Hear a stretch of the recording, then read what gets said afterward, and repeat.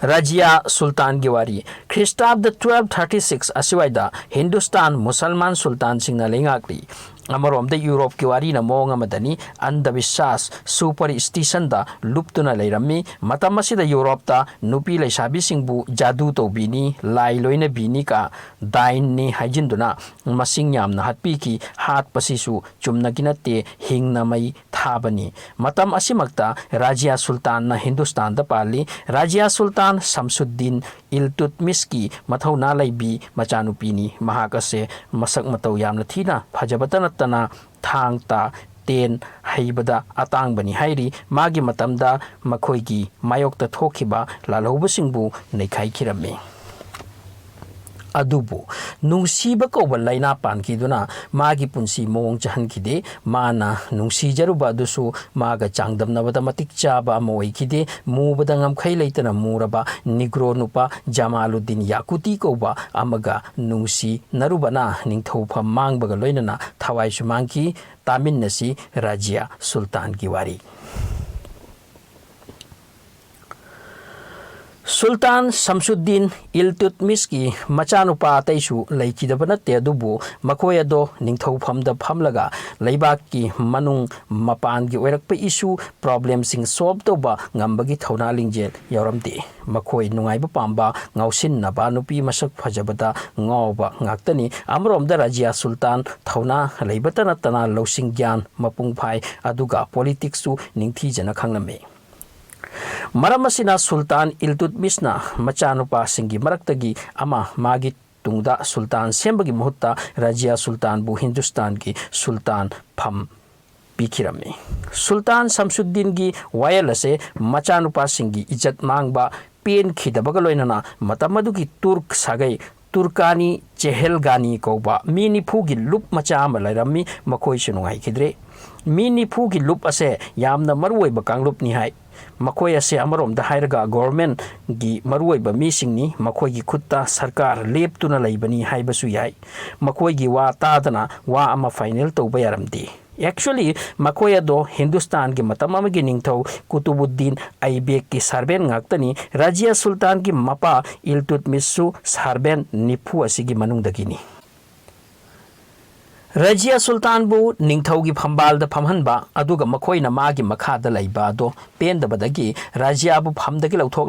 Iltutmis ki manaunupa Rukunuddin bu phambal da hapki phambal da tongkhibaga Rukunuddin na leiba ki phibam yengdana thak chaba isai jagoi gi mahafil sajai duna maduda ngauduna fajarabi leisabi saisakpi singi khudang pambom marakta enjoy tawduna laikirame atang be yugi glass kaya thakpa maramna angamba matamda choirol phairol wa lolame amaromda leibaki marwei bawafam problem issue sing magi mama sah tarkan kobi asina purami masigi nupi ase yamna fatlamde oklamde mana power phangrabatung Iltutmis ki mausingbu amam tawraga hatkhi loina Rajia Sultan gi mayamba singbusu mathang plan tawraga hatokki Rajia buna nupi ni haina thadok pirami kharani kaplaga phajakini khanduna adubu Rajia dadi mapaning thogi I chen banina tumina lairamde matam adugi mi tinba mafam sing masjid sing da salaga oiri balaiba ki phiba maduda wa nganglammi mi singbu bhap tahalami madudi lairiba Sultan Rukunuddin change tawdaya de Delhi gi mi singna magi mi tapna oirakhi ngasai gi Tarkani Chehelgani koba mioi nipugi lup adusu Rukunuddin hamadi mamagi lamchad khanglakpadagi Rajia da surrender tawduna Rajia bu Hindustan gi Sultan semkirame Phambal da pham khrabagi tung Rajia atai nupi gum parda tawkide nupa gum phijol selaga darbar da phamlammi asumna leirakpadagi magi matamgi minister makok Nizamul Mulk na chingba maruwairaba mioi kayana magi mayokta amuk chatpa hokhirammi adubu Rajia Sultan na magi phajaba politics sijinaduna magi against ki misingi power hanthallaga mathang hat khirammi Mina Tajaram de Nupia Mana Aduk Tauna Lina Lingakani Haibado Matamaduda Lebaki Nagarik Amadi Maruiba missing Magi Kutalerame Jairak Asida Rajana Aran Batabak Matoki Yam Namak Lan Batabak masibu kanagumbana isk diwana hainai nungsibagi laina ase nakirami sangom gumna ngaurabi laigumna thot nauna phajarabi asibu leiba kayagi ningthau macha kayagi haijaba lakhidaba natti adubu magi thamoi hamuk kumna muraba athamba nigro South Africa dagi purakpa nupa amada katkirami nupa adusu yamna thak hanthaba athambani pot honba athambani mingna Jamaluddin Yakut korami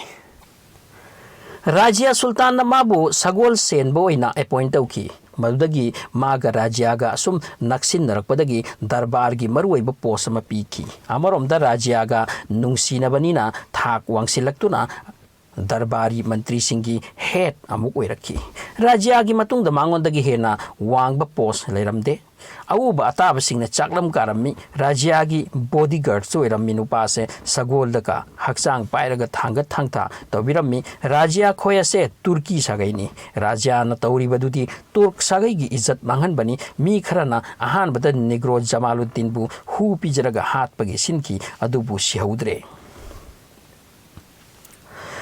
Masi asumnani Batinda gi governor Malik Altoniana Rajia gi against the entire Leibakbu lephanki Rajiana magi army puraga nam thabagi lan thorakpada Rajia gi angamba sipai singna mabu thadok piramki Batinda gi governor Malik Altonia gi chirol dagi Rajia gi lemhoba sipai kharaga lan soknabada magi nungsijaba negro dusu hat khre makoina Rajia bu hat ke tawi adubu hat piramdre maramdi Batinda gi governor Malik Eltoniana Rajiabu nungsirami mana Rajiabu luhongge khanna hatkidabani masigi matungda Malik Eltoniana Rajiabu luhong bagi proposal tauraduna luhongkre luhongdringai mangdasu hanna Malikna mangonda luhongi haibagi proposal pirakhibani haibagumna lan asigi matungda Rajiabu luhonglaga Malik Eltoniana mabu Batinda da puraga leiminaki Amarom dana Delhi da magi manaunupa Moizuddin na phambal tongkre Rajia amadi magi husband pullaga lanmi tengolama semlaga Delhi munnaba laki lan achoba ama tauki adubu Rajia amadi magi husband lan aduda mai pakhidre Malik Altonia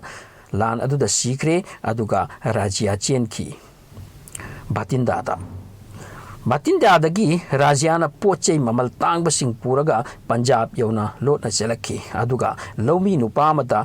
chakhara pijana bahaiki adubu ngayak matungda Rajia siduna leramba theknaki kanagumbana hai Rajia bu ngasaigi lomi aduna magi pot sing ado munbagi damak hu pijaraga hatkibani aduga kanagumbana hai Rajia bu Delhi gi force na hatkibani achumba winingbo oirasanu lan adugi matungda mabu hatki haibasidi asengbani magi manau nupana magi asiba hakchang Delhi da puraklaga phumbiki ngasisu magi mongpham Delhi da lai